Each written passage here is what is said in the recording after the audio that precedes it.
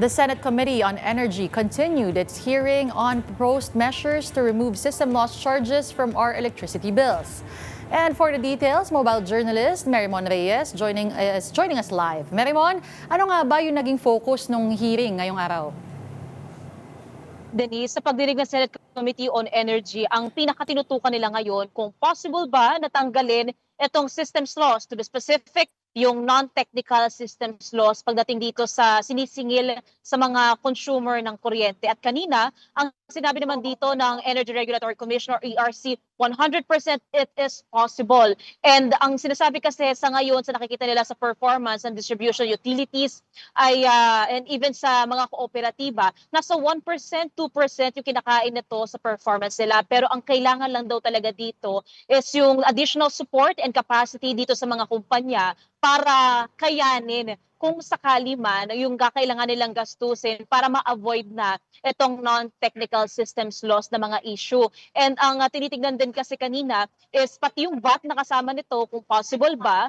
And hindi pa naman natatapos yung pagdinig. Ang nasabi ni Chairman, Senator Erwin Tulfo, may susunod pang pagdinig dito, lilinisin pa ito, plus yung mga pending bills na may kinalaman dito at magta-technical working group na sila.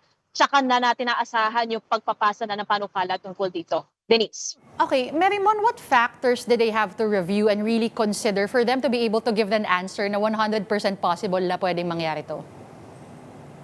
Denise, ang tinignan kasi kanina ng ERC is gaano kalaking porsyento yung epekto pag tinanggal itong non-technical systems loss. Ang magkaiba kasi yun technical systems loss, ito yung natural na nababawasan yung energy kapag dumadaloy na siya sa mga linya ng kuryente.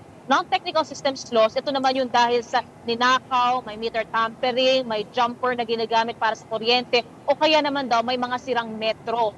And hindi raw gaano maapektuhan itong mga kumpanya, itong mga distribution utilities kapag katinanggal itong non-technical loss. Pero sa technical, hindi talaga siya parang hindi kaya saluhin ng mga kumpanya kung sakali tatanggalin in general itong systems loss. So far, nasa 1% siya. And kung ito man ay matatanggal, malaking bagay na rin daw yun, lalong-lalo na sa mga ordinaryong household according to Senator Tulfo.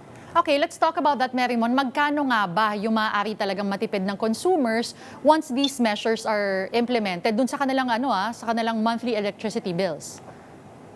Denise, less than 100 siya kung nandoon sa mga 1% to 2%, depende ito sa bill ng household. Pero ang isa pa kasi tinitingnan dito yung VAT. Kumbaga ilang porsyento ba yung napapatong dito sa non-technical systems loss para malaman kung sakaling tatanggalin ito plus tatanggalin din yung VAT, baka tumaas pa yung magiging saving ng mga ordinaryong household especially. At ang nasabi naman dito ni Senator Tulfo, yun naman daw yung pinaka-goal ng puwera doon sa pronouncement ni President Bongbong Marcos sa latest na State of the Nation address niya.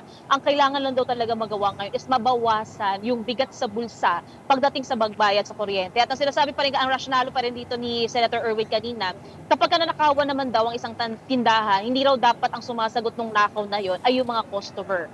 Pero naiintindihan nila na mabigat din on the part of the industry kapag tinanggal in total itong systems loss. Kaya ngayon, ang pinakatinignan nila, may possibility pala kung tatanggalin muna itong non-technical systems loss. Pero Merimon, how soon can the consumers actually see those changes, feel those changes, for them to see the numbers once this policy is have been implemented?